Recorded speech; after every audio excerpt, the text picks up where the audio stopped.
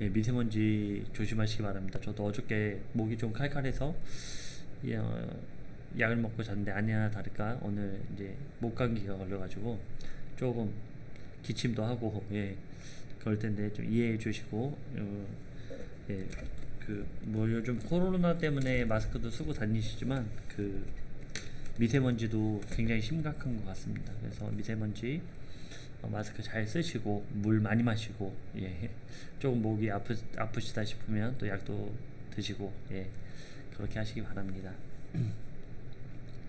네, 오늘은 이제 계속해서 4장에 걸쳐서 4장에 걸쳐서의 애굽의 심판 그것에 대해 오늘 마지막입니다. 32장이 애굽의 심판 그리고 그 주변 국가에 대하여 한번 다시 이야기를 하고 그들이 결국에는 무엇입니까? 하나님을 섬기지 않은 이유로 인하여 멸망할 수밖에 없었다. 그것이 바로 주된 메시지입니다.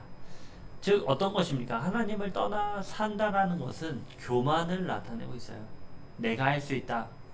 우리는 하나님이 없어도 내가 할 수 있다라는 것. 그런 것들이 결국에는 심판의 자리로 우리를 이끌 수밖에 없다라는 것. 우리가 그것을 기억해야 될 것입니다. 네, 1절입니다. 12째 해 12째 달 초하루에 여호와의 말씀이 내게 임하여 이르시되 자 하나님의 말씀이 임합니다. 12째 해 12째 달 초하루면 언제일까요? 바로 예루살렘이 함락되고 그리고 1년이 지난 시점 그러니까 585년으로 생각하시면 됩니다. 이미 예루살렘은 멸망했고 포로들이 끌려온 상태라는 것이죠. 지금 이러한 상태는 예레미야서 42장 42장부터 44장까지의 그런 메시지도 여기에 포함되어 있고 결국에는 무엇입니까? 제가 항상 애굽에 대한 그 예표 애굽은 어디를 상징하는가? 물론 지금의 이집트죠. 근데 이 애굽이란 곳은 우리가 출애굽 때부터 계속해서 이 나라를 의지하게 하는 결국에는 세상이라는 것이죠. 이 세상을 의지하는 것 애굽은 화려해 보이고 또 강대해 보이는 이 세상을 나타내고 있습니다. 결국 이 세상의 그 화려한 것들 이 세상에서의 추구하는 모든 것들이 멸망하고 말 것이다. 왜 그렇습니까? 하나님은 사실 창조하실 때 아름답게 창조하셨습니다. 그런데 이 아름다움을 훼손시키고 이 아름다움을 빌미로 우리 인간들이 하나님처럼 되고자 했던 지금 우리에게 맡겨주신 이 지구를 우리는 어떻게 보면 섬기는 입장에서 잘 다스리고 통치해야 됐습니다. 잘 아우러지게 또 요즘 이제 물론 이제 죄가 들어와서 먹이 사슬이 생겼지만 그 안에서도 하나님께서 풍성하신 것이 있고 또 작게 있는 것이 있게 하는 그 조화로운 시스템 가운데 살아가게 되는 것인데 사람이 이런 모든 것들을 바로 부수고 그리고 그 모든 것들 위에 자신의 자리를 높이려고 했던 이 교만들 이것이 바로 우리를 멸망으로 이끄는 애굽이란 곳은 결국 그러한 화려함의 그런 세상을 의지하게 하는 우리들을 그 모습을 나타내고 있습니다. 자, 오늘 이때에는 대략적으로 왜 이때에도 하나님의 말씀이 임할 수밖에 없는가? 바로 31장에서의 선포와 이 32장의 선포는 1년이 지난 그죠? 그런 시간 가운데 있는데 이 상황 가운데에서 왜 하나님은 이 말씀을 주셨고 왜 우리는 이 말씀을 받아야 되는가? 이때에도 불구하고 멸망돼서 끌려갔음에도 불구하고 이들에게는 한 가지 붙잡는 것이 있었습니다. 그것이 바로 애굽이라는 거예요. 지금 끌려가서 아무것도 할 수 없는 상황에서도 또 의지하는 것이 애굽이라는 것이죠. 그렇기 때문에 그것에 대한 심판 이때 무슨 일이 있었습니까? 바로 바벨론의 왕 느부갓네살이 총독으로 세운 그달리아가 있었습니다. 그달리아를 세워놓고 갔는데 우리가 이거 나눈 적 있죠? 그 답정너라는 제목으로 말씀을 나누었습니다. 세워놓고 가는데 이를 누가 죽입니까? 바로 이스마엘이 이 그다리아를 죽이고, 그리고 이 총독을 세운 사람, 그냥 대리인으로 세운 사람을 죽였으니 이 소식을 알게 되면 느부갓네살 왕이 어떻게 하겠습니까? 나의 권위에 도전하는구나 생각해서 아마 그 땅을 다시 쳐들어 갈 것입니다. 죄송합니다. 그래서 이들이 이제 어떻게 할 것인가? 도망가야 되나? 아니면 남아있어야 되나? 이것에 대하여 고민하고 있을 때 누구를 찾아갑니까? 바로 예레미야를 찾아가죠. 예레미야에게 우리가 애굽으로 도망가는 게 낫겠습니까? 아니면 있는 게 낫겠습니까? 하나님께서 우리에게 말씀하신 대로 우리가 순종하겠습니다 라고 얘기합니다. 그리고 10일이 지난 그때에 하나님의 말씀이 예레미야에게 임하고, 예레미야를 통한 하나님의 뜻은 무엇입니까? 너희들 도망가지 말아라. 너희들을 이 땅에 심고 내가 뽑지 않을 것이다. 절대 두려워하지 말아라 라고 말씀하셨습니다. 그러나 이 말씀이 선포되어지고, 그리고 나서 어떻게 됩니까? 그 요한을 주축으로 한 세력들이 이 예레미야에게 당신이 지금 거짓말을 하고 있다. 우리를 꼬드겨서 다 죽이려고 하는 것이 분명하다. 아니 하나님의 말씀이 임하면 그 하나님의 뜻대로 하겠습니다 라고 며칠 전에 얘기했는데 자신들이 생각한 바와 다른 대답을 받으니 거짓말을 하고 있다라고 하는 것이죠. 결국 그들은 애굽으로 도망가게 됩니다. 그런데 하나님께서 예레미야에게 말씀하신 것이 있어요. 이들이 내 말을 어기고 애굽으로 도망간다면 나의 칼과 기근과 전염병이 너희들을 쫓아갈 것이다. 너희들이 바벨론의 왕을 피해서 도망간다라고 하지만 바벨론의 왕 역시 내가 세운 왕이라는 것이죠. 내가 세워서 멸망, 심판의 도구로 사용한 왕일 뿐이다 라는 거예요. 너희들이 두려워할 것은 느부갓네살 왕이 아니라 바로 여호와, 만군의 여호와 하나님을 두려워해야 될 것이다 라는 것을 말씀하시는 것이죠. 너희들이 도망가면 나의 칼과 기근과 전염병이 너를 쫓아갈 것이다. 너희들을 끝까지 쫓아가서 심판할 것이다. 하나님께서 말씀하셨습니다. 그러나 그들은 역시 애굽으로 도망갔습니다. 그리고 하나님의 예언의 성취대로 그대로 이루어지게 되죠.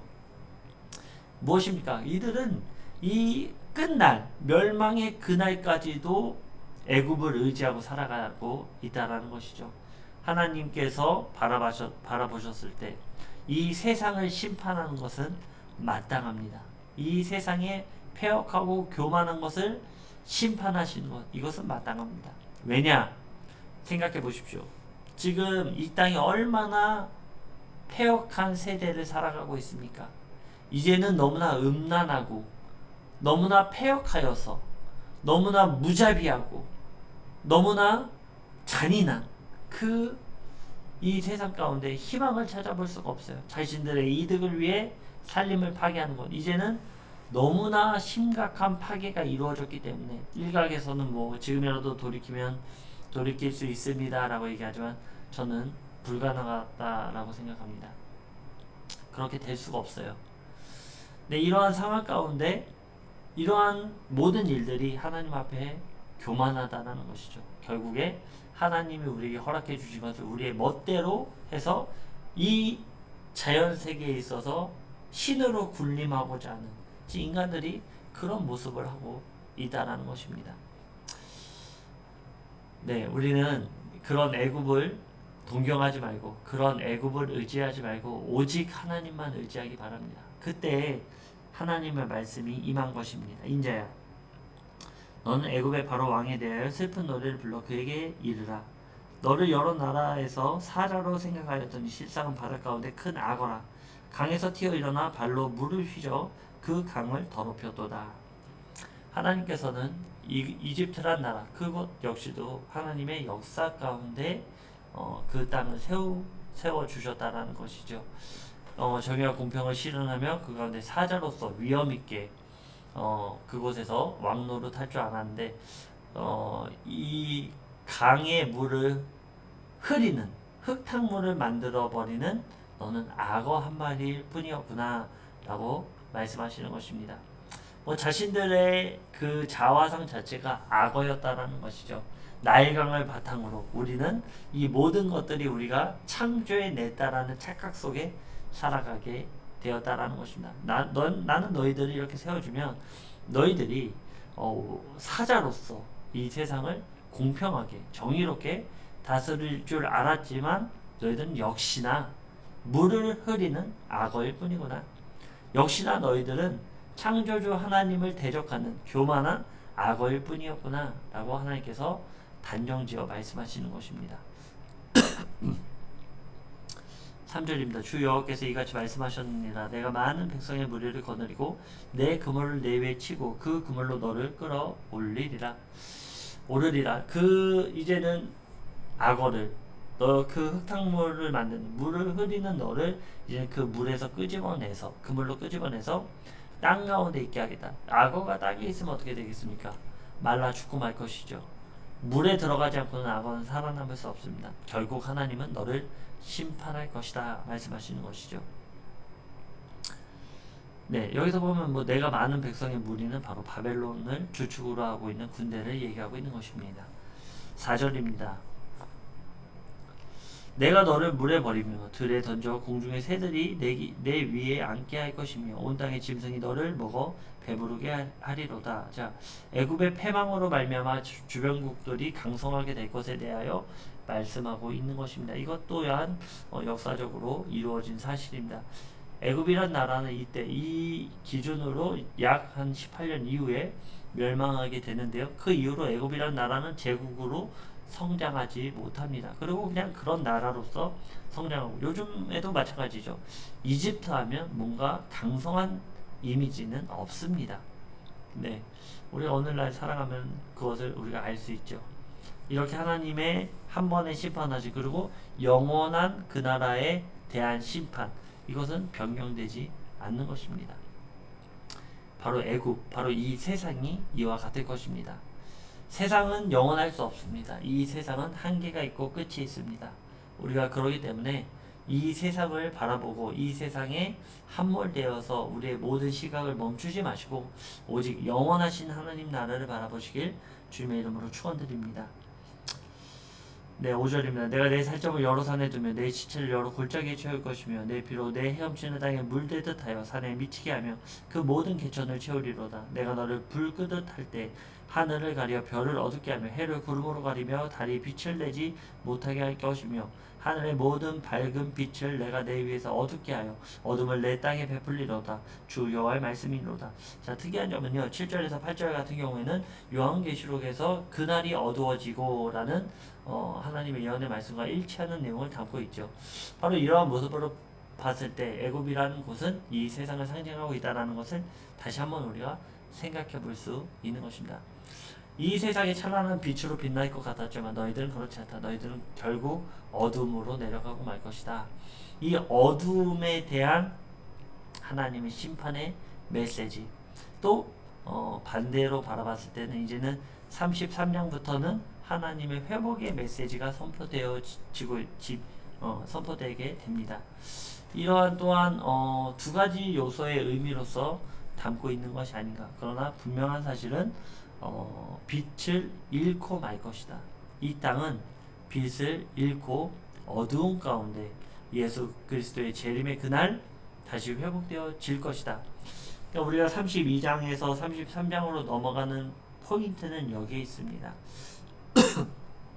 어두움이 극으로 달할 것이고 그 어두움이 극에 달할 때 우리가 흔히 그렇지 않습니까? 아주 어두울 때는 여명이 되기 직전 그 날이 밝아오는 직전이 가장 어둡다라고 합니다. 제가 그런 경험을 한번 해본 적이 있어요. 예전에 제가 회사를 운영할 때 직원들과 함께 어디 산장을 놀러 갔습니다.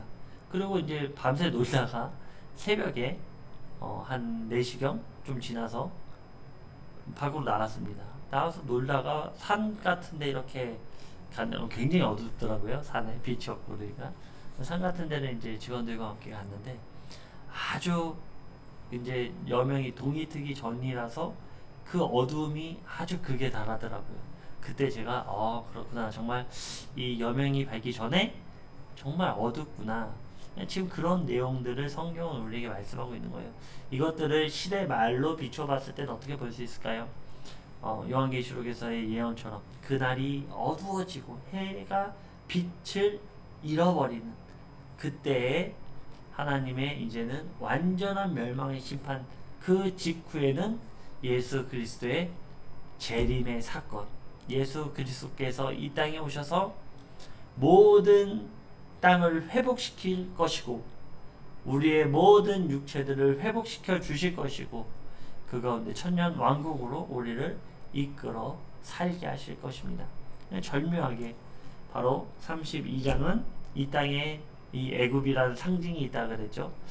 애굽이 멸망하는 것을 우리에게 보여주시고, 그리고 33장에는 영원한 회복, 이스라엘의 회복, 하나님을 바라보는 모든 민족들의 회복을 하나님께서 선포하게 되는 것입니다. 우리가 이러한 중심을 가지고 이 말씀을 깊이 묵상해야 될 것입니다. 10절입니다. 내가 그 많은 백성을 너로 말미암아 놀라게 할 것이며 내가 내 칼이 그들의 왕 앞에서 춤추게 할 때 그 왕이 너로 말미암아 심히 두려워할 것이며 내가 엎드려진 날에 그들이 각각 자기 생명을 위하여 무시로 떨리로다. 네, 하나님께서의 그 심판, 칼이 춤을 추듯 하는 그 심판들, 얼마나 그 화려하게 휘두르면 칼이 춤을 출 정도로 화려하겠습니까? 그런 심판이 이 땅 가운데 넘치게 될 것이다. 네, 그 말씀을 하고 있는 것입니다. 11절입니다. 주 여호와께서 이같이 말씀하셨느니라. 바벨론 왕의 칼이 내게 오리로다. 나는 내 무리가 용사 곧 모든 나라의 무서운 자들의 칼에 엎드려지게 할 것이며 그들이 애굽의 교만을 패하여 그 모든 무리를 멸하리로다. 애굽은 너무나 교만했죠. 그 나일강의 풍성함으로 인하여 양식이 끊이지 않고 또 그 나라가 풍성함으로 말미암아 이 왕이 결국에는 어디까지 올라가게 됩니까?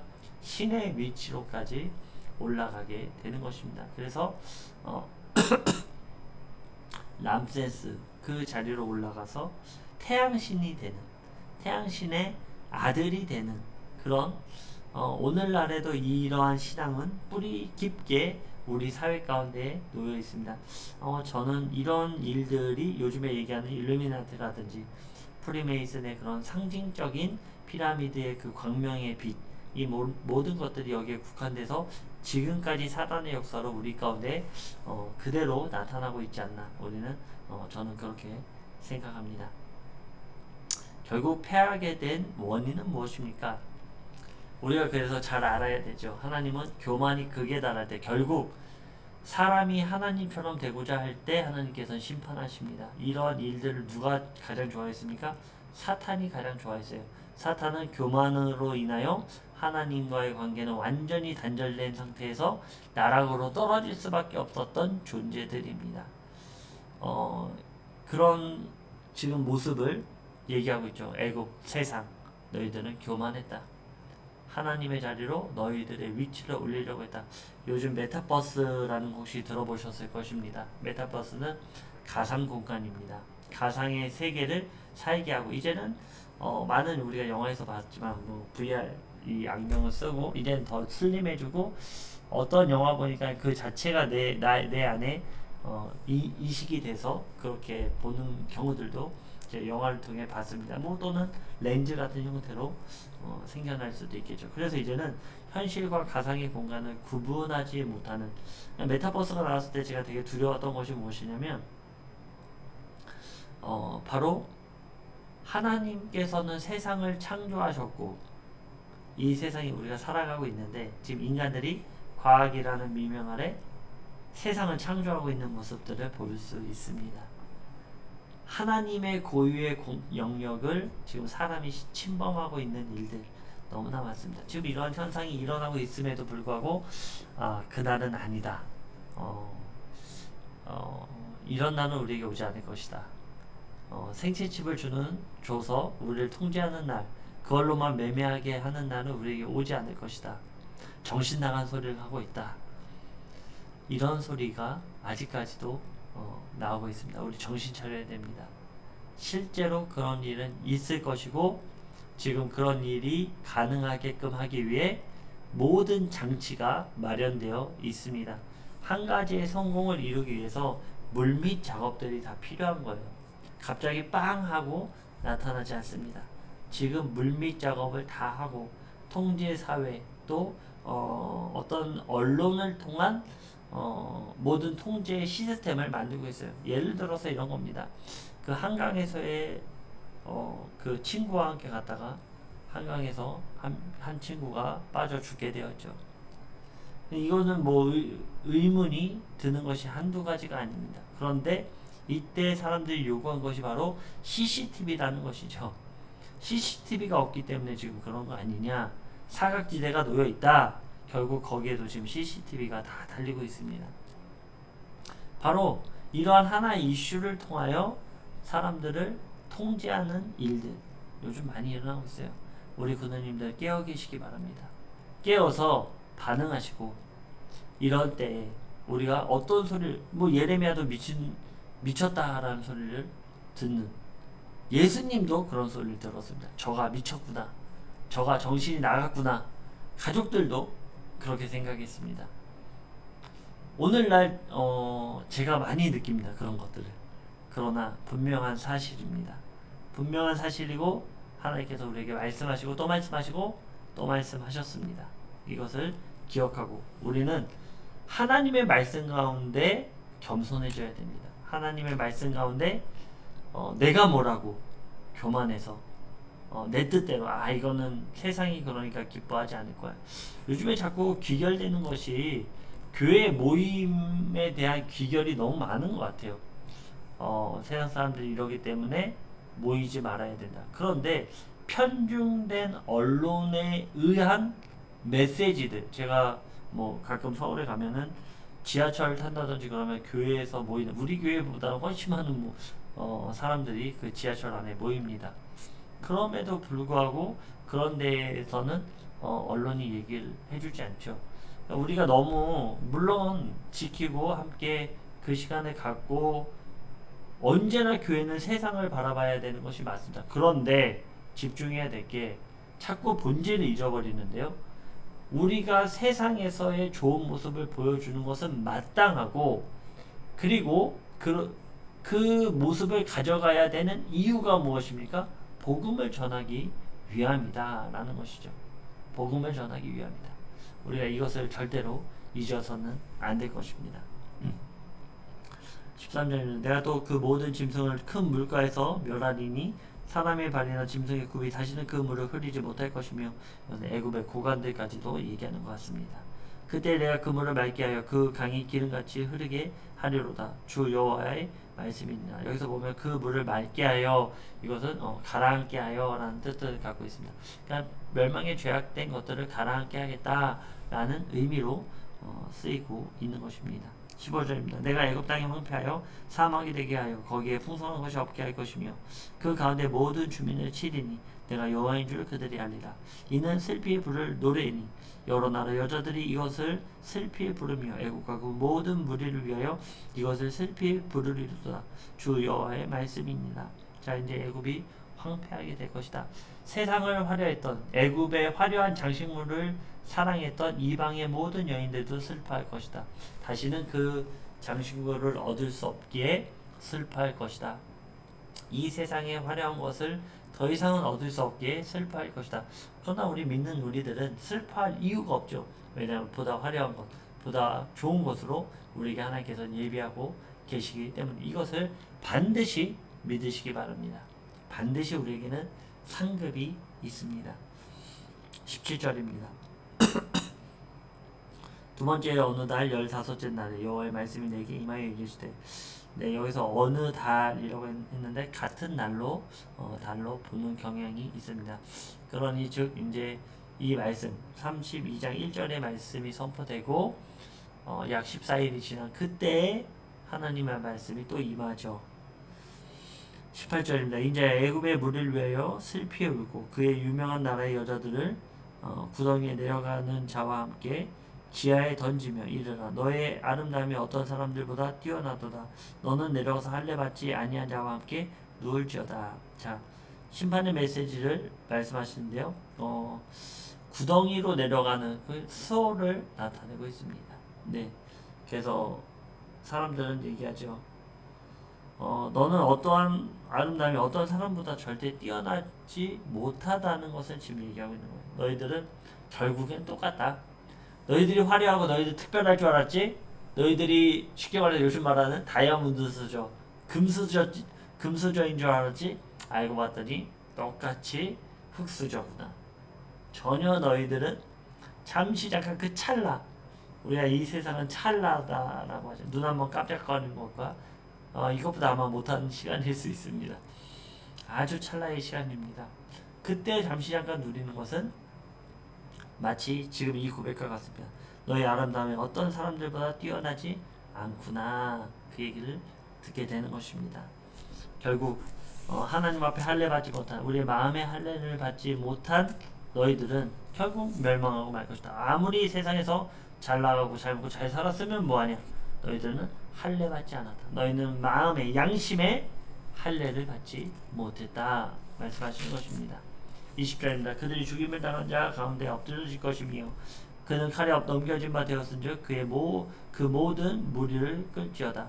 용사 가운데 강한 자가 그의 돕는 자와 함께 소울 가운데서 그에게 말하며 할례를 받지 아니한 자 곧 칼에 죽임을 당한 자들이 들어와서 가만히 누웠다 하리로다. 자, 이들은 결국 멸망하고 말 것이다. 바빌론 군대로 인하여 결국에는 멸망하고 너희들이 다시는 회생할 수 없을 것이다. 그 이유는 무엇입니까? 바로 하나님 앞에 교만했기 때문입니다. 이들은 수월에 깊숙이 내려갈 것이고 그 깊숙한 곳에서도 심판의 그 판단의 결과를 그들이 받아들이고 말 것입니다. 22절부터 23절은 바로 아수르에 대한, 여기도 마찬가지입니다. 거기 아수르와 그 온 무리가 있으며 다 죽임을 당하여 칼에 엎드려진 자라.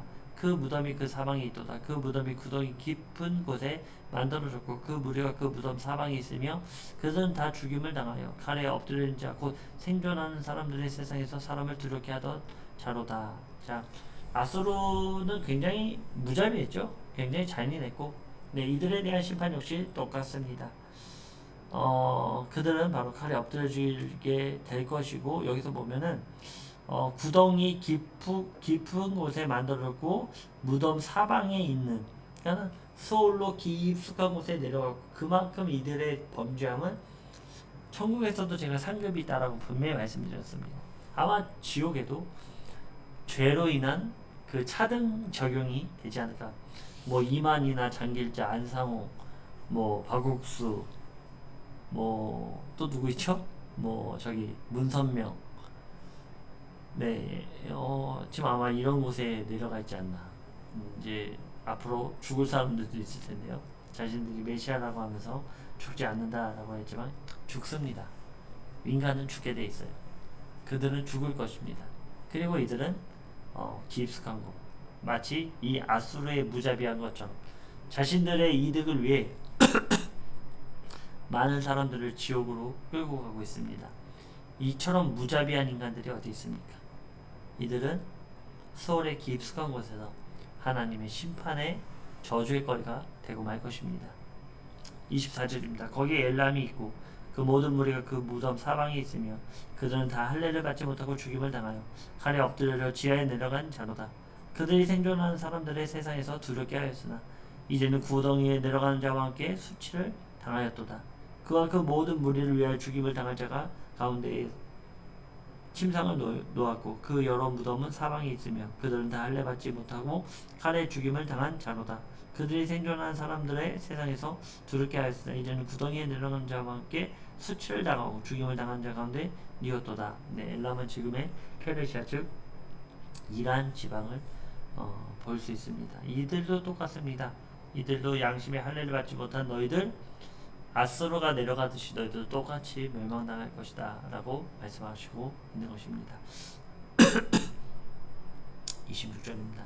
거기에 메색과 두발과 그 모든 무리가 있고 그 여러 무덤은 사방에 있으며 그들은 다 할례 받지 못하고 칼에 죽임을 당한 자로다. 그들이 생존한 사람들의 세상에서 두렵게 하였으나 그들의 할례를 받지 못한 자 가운데 이미 엎드려진 용사와 함께 누운 것이 마땅하지 아니하냐.